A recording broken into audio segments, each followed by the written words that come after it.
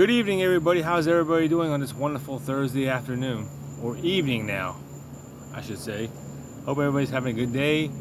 I'm hopping on here because on my Kings Dominion vlog, if you've seen it, I promised you I was going to do a review on those other roller coasters. Not on Dominator, Tumbili, and Avalanche, because I did a review on those three on my channel. But on the rest of the coasters, I'm going to tell you what I thought about them when I rode them. I'm going to start with I-305. Boy, I tell you, I-305 is probably the most intense coasters I ever rode. I mean, it's 300 feet tall with a 305 feet tall with a 300-foot drop. The first drop is a proper gray out moment. You will gray out on that first drop. And back then, when it first opened up in 2010, before they reprofiled that track, it was a lot more intense than it is now. But you will still gray out on that drop. And after that, you have a couple of good airtime moments, but most of it is about speed, twisting and turning, like you're low to the ground. I guess for me, I can compare it to, in a way, like Cheetah Hunt. You know how Cheetah Hunt in Tampa, Florida, it kind of hugs the ground. It's kind of like that in a sense, but a lot more intense than Cheetah Hunt. Cheetah Hunt's kind of boring, as a matter of fact, because it's more of a family type coaster.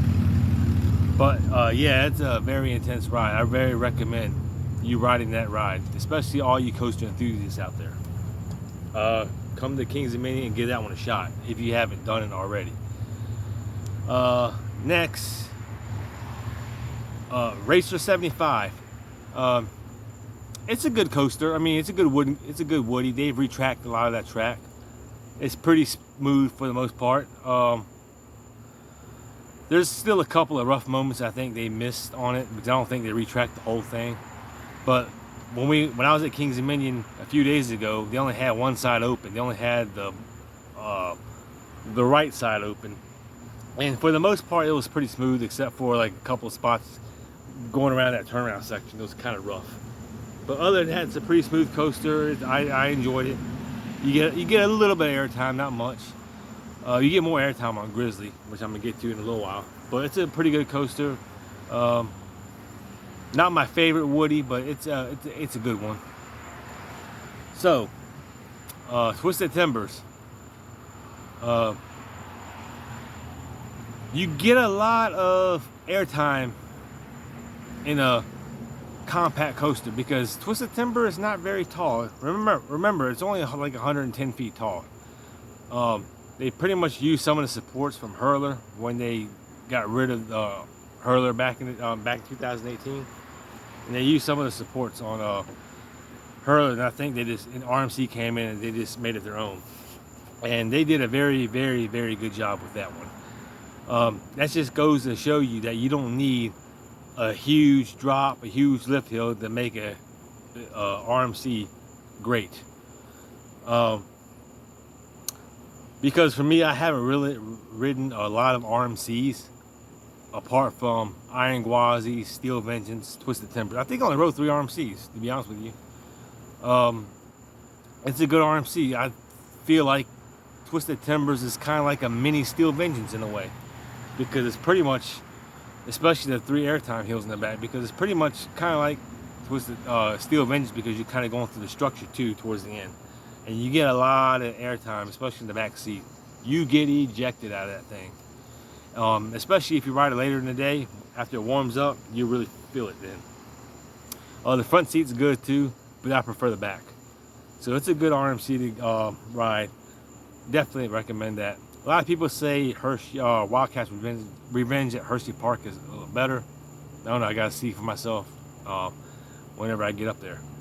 Grizzly, a good coaster. After they retracked Grizzly, it's a lot smoother than what it was. It's still a little shaky in spots, but you don't want it too smooth because it's a woody. But it's not as bad as it was. You get a few airtime moments on Grizzly. It's a good layout. I like it better than Racer 75. Whitewater Rapids. I got wet on that thing. we almost had a full boat, and for some reason, one of the parts of the rapids, a tidal wave just came up on the boat and just wet us all on our side of the boat.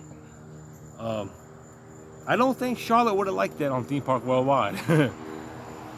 But it was like a tidal wave, but it was a good rapids. It's not the longest rapids. I still prefer Infinity Falls at SeaWorld Orlando over that one.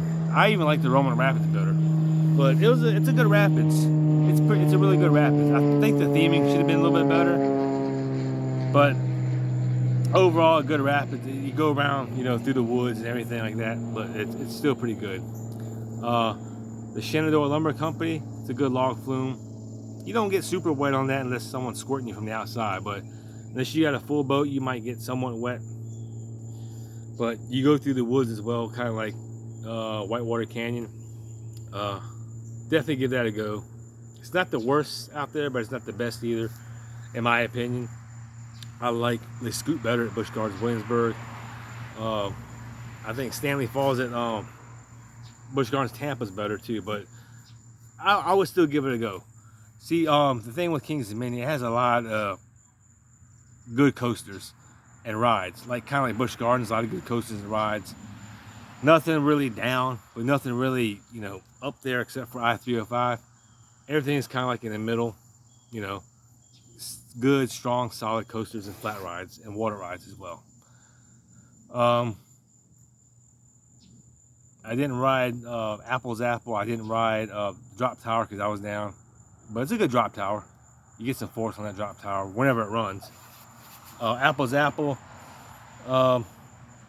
I like it. It's pretty smooth. It's a wild mouse.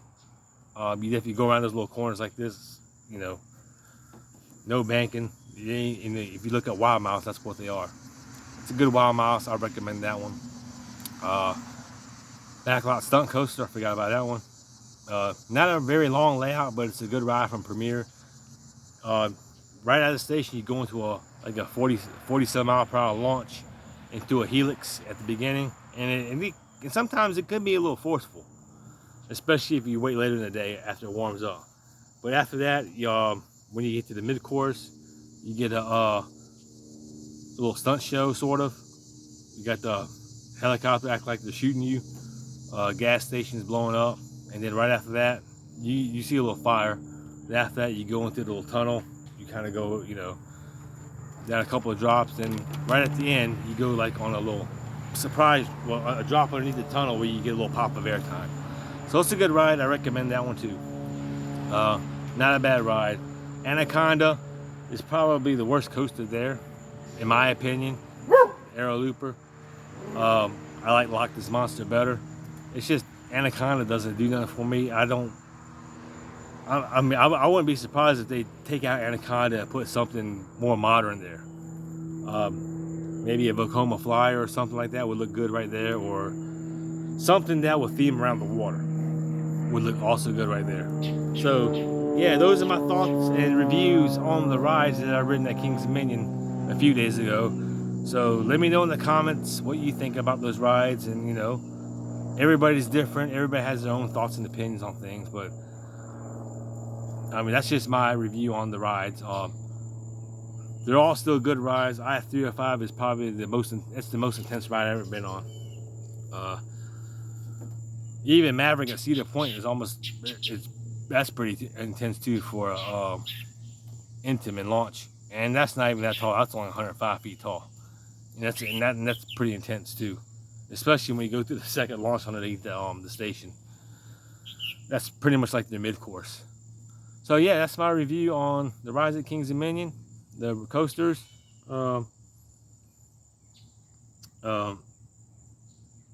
me know your thoughts and comments in the comments below, and like and subscribe. Big Mark Adventures,